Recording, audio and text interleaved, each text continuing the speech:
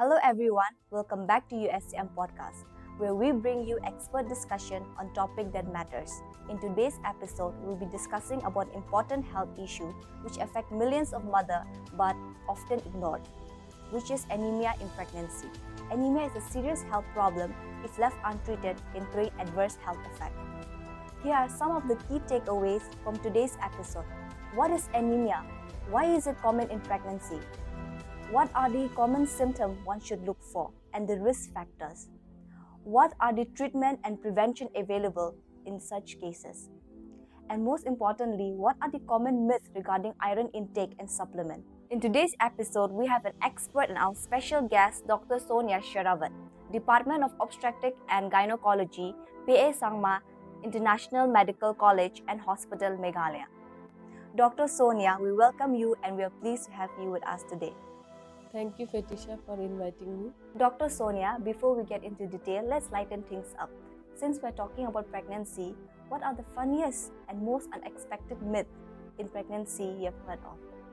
Okay, actually there are so many myths regarding pregnancy, especially in India, village areas. So the funniest that I can think of right now is that if the pregnant woman, if she eats spicy food during pregnancy, they say that it can burn the eyes of the baby and lead to blindness in the baby. It's hilarious how myth can shape our understanding of health. That's exactly why we're here today, to separate facts from fiction. Let's begin. Ma'am, let's begin with the basics, since many of us aren't aware of it. So what exactly anemia in pregnancy is? So let me first define anemia in pregnancy for you. According to WHO, hemoglobin less than 11 gram percent is defined as anemia in pregnancy. Again, we have to divide it into various categories. That is mild from 9 to 10.9 gram percent, moderate from 7 to 8.9 gram percent, severe is from 4 to 6.9 gram percent, and very severe is less than 4 gram percent. So there are various causes of anemia in pregnancy. Most common is because of iron deficiency, that is the iron deficiency anemia. Other causes are vitamin B12 and folic acid deficiency, that is called as megaloblastic anemia. Then we have various hemoglobinopathies like thalassemia, and even due to chronic diseases, anemia due to chronic diseases and infections, then anemia due to hemorrhage. And out of this, iron deficiency anemia is most common. The reasons for that is because anemia itself is a state of negative iron balance.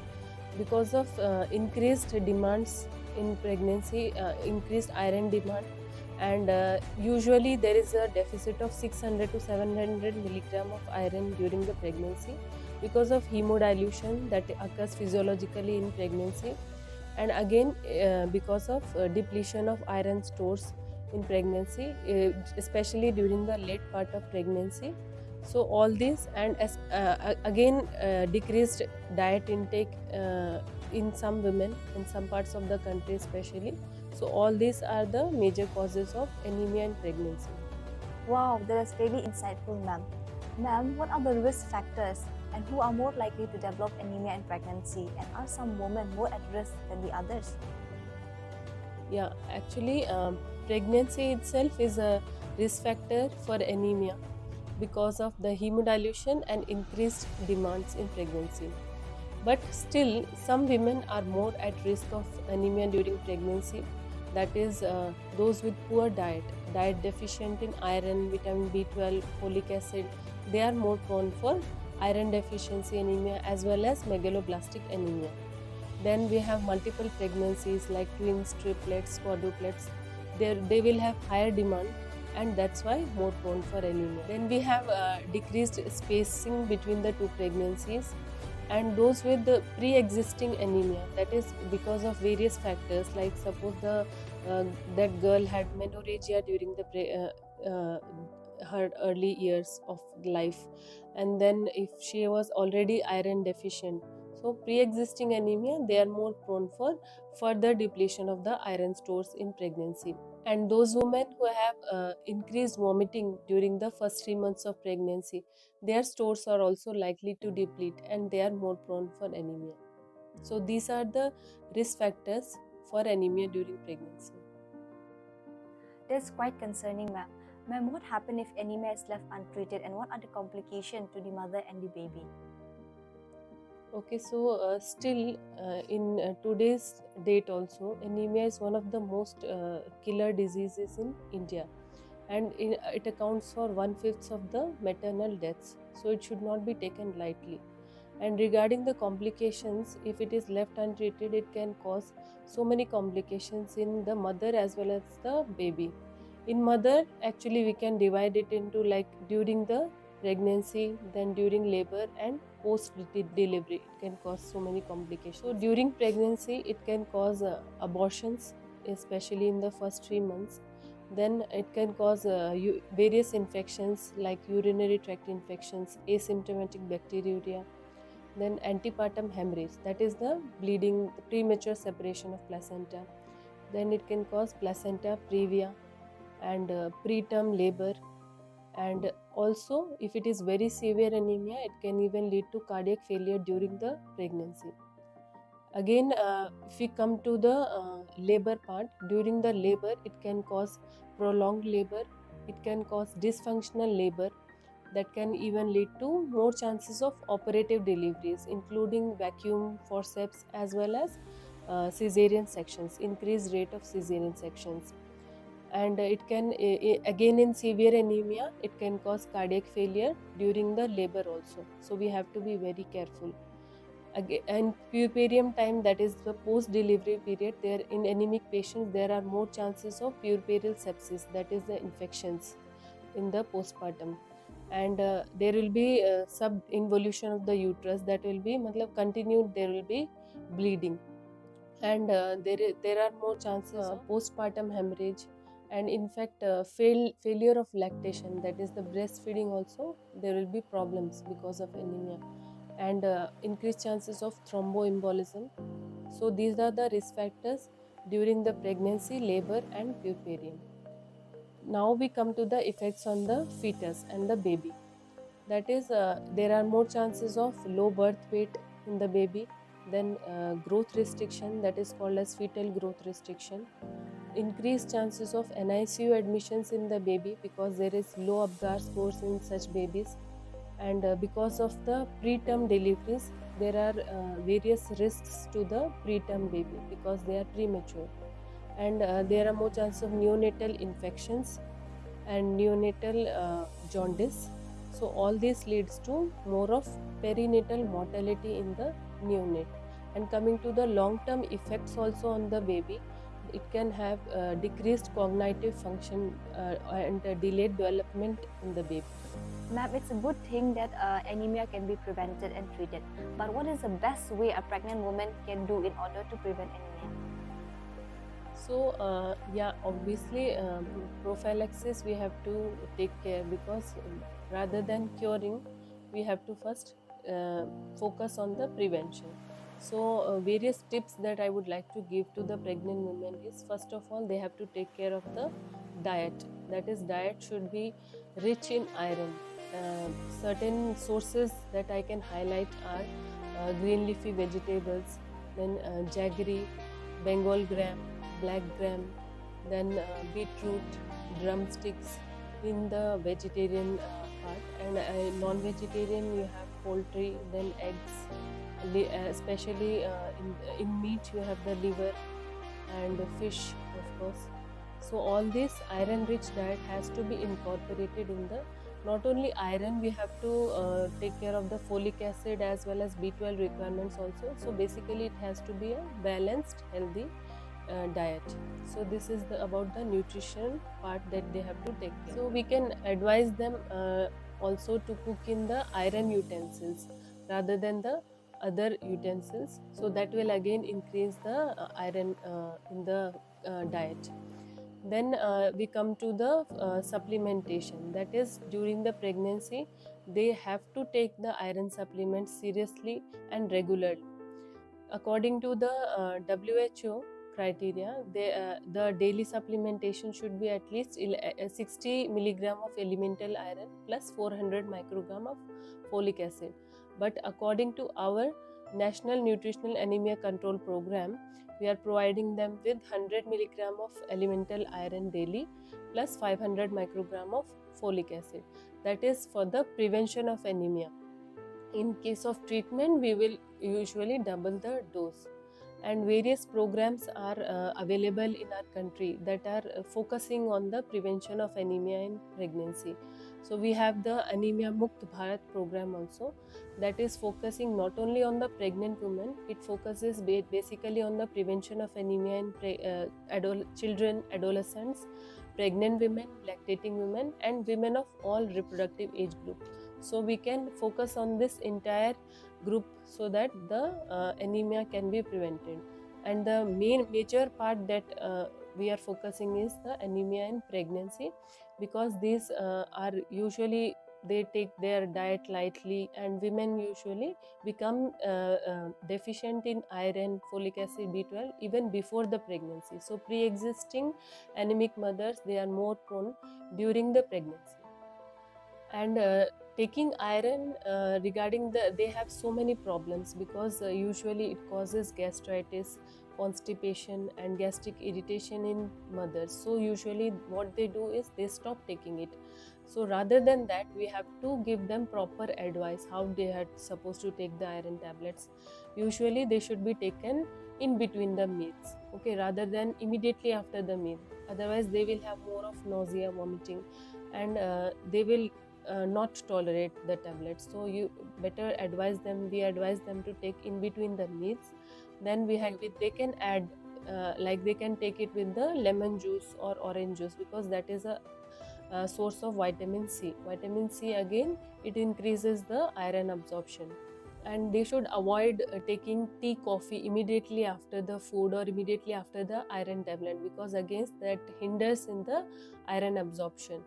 And then they should avoid taking it with the other tablets, other medication. Again, it will hinder the absorption, especially calcium. We are advising them for iron and calcium. So some people, they take iron calcium together. They should be advised properly that they have to take it at different times. At least minimum of 2 hours gap should be there between the two iron and calcium tablets. Then other than iron tablets, we have to add B12 as well as folic acid, as I have already told you the dosage during the pregnancy as advised by our various programs. And this iron and folic acid as IFA tablets, they are available for free in the government dispensaries in our country. So, and ASHA workers, they also have this duty to distribute these iron folic acid tablets and to make sure that the pregnant woman takes it. So they have to monitor that. And second thing is, after this supplementation, we also have a common cause of, that is worm infestations. They are very common in our country, and they are also another cause that I would like to point out, a cause of anemia in pregnancy. So better that we make it a regular practice to deworm these patients. So all pregnant patients should be advised tablet albendazole, that is 400 milligrams stat, only single dose. That should be advised in the second trimester. So the supplementation should continue for a minimum of 100 days during pregnancy. Usually we start after the first trimester, because in first trimester usually it is not well tolerated, these medications. So unless very much indicated, we start in the second trimester. And also, not only during the pregnancy, it has to be continued for at least 3 months post pregnancy, so that the stores in the body of the woman is replenished, and it will be helpful for the further and future pregnancies also. So these are the guidelines regarding the supplementations. And also we have to make sure that the woman visits the doctor at regular intervals, because we have to keep screening, because anemia can develop at any stage of the pregnancy whenever the iron stores get depleted. So they should have at least 4 times hemoglobin screening should be there, starting from the first visit we have to take, and then 20 to 24 weeks, then 28 to 30 weeks, and again 30 to 34 weeks we have to have another screening. So from time to time, if we keep screening, then we can detect more and more cases and we can treat them. Thank you so much, ma'am. Ma'am, if a pregnant woman has contracted anemia already, so what are the medication or treatment one should opt for? So if already anemia is diagnosed, first of all, तो diet they have to continue balanced diet as I already advised. So they have to incorporate all those elements in their diet, have a balanced diet.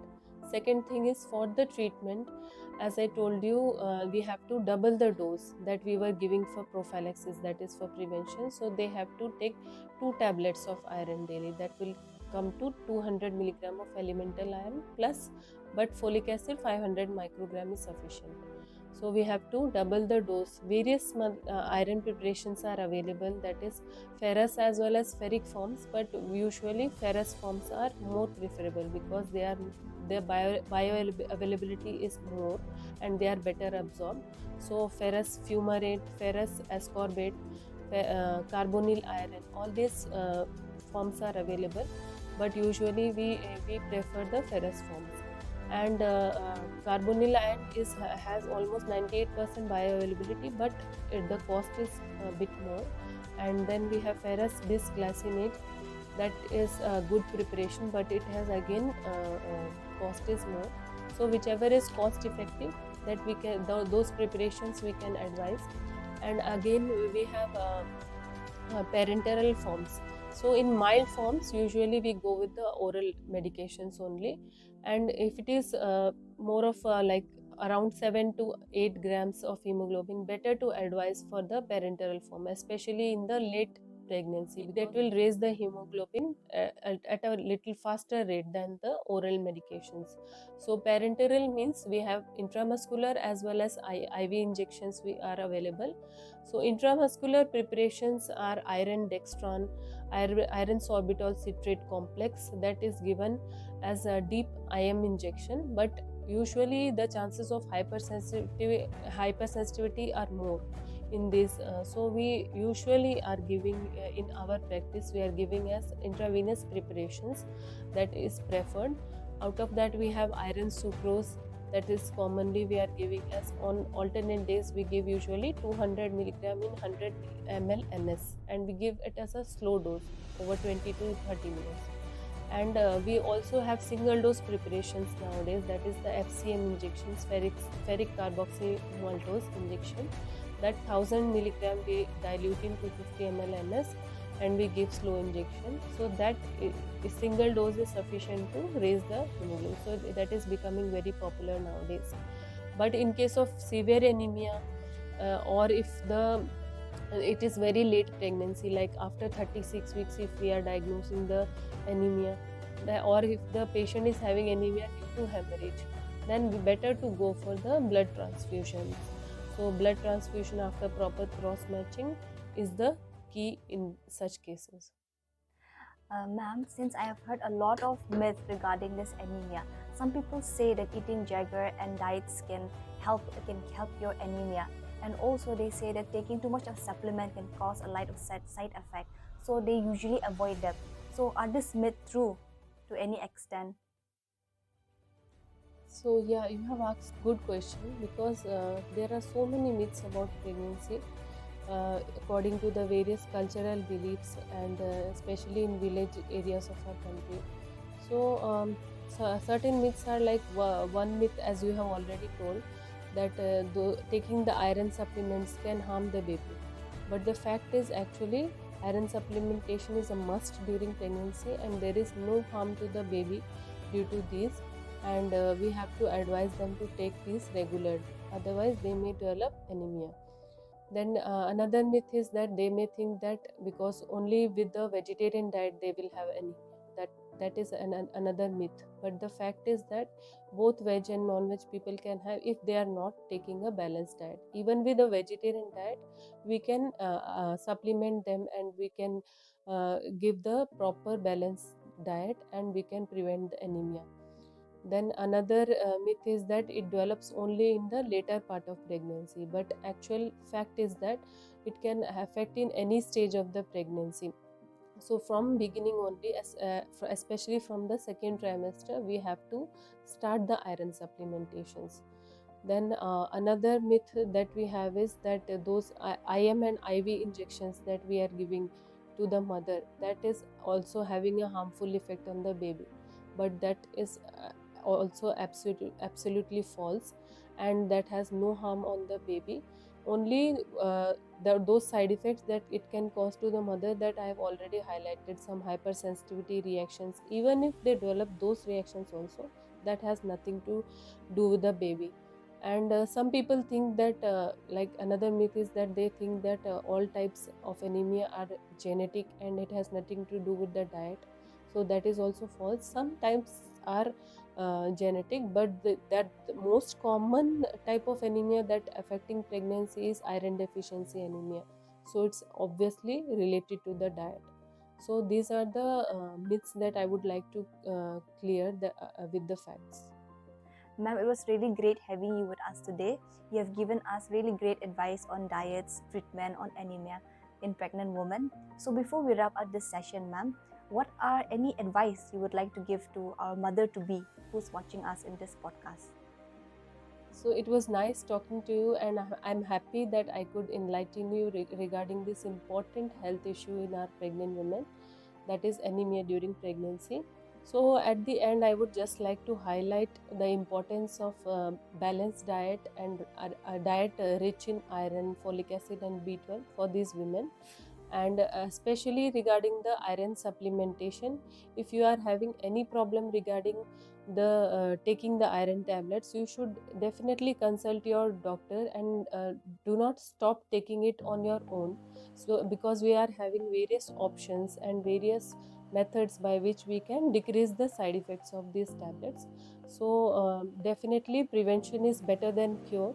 So let's join hands in reducing this very important incidence of this important disease in the pregnancy, that is anemia, and we can prevent various complications by this.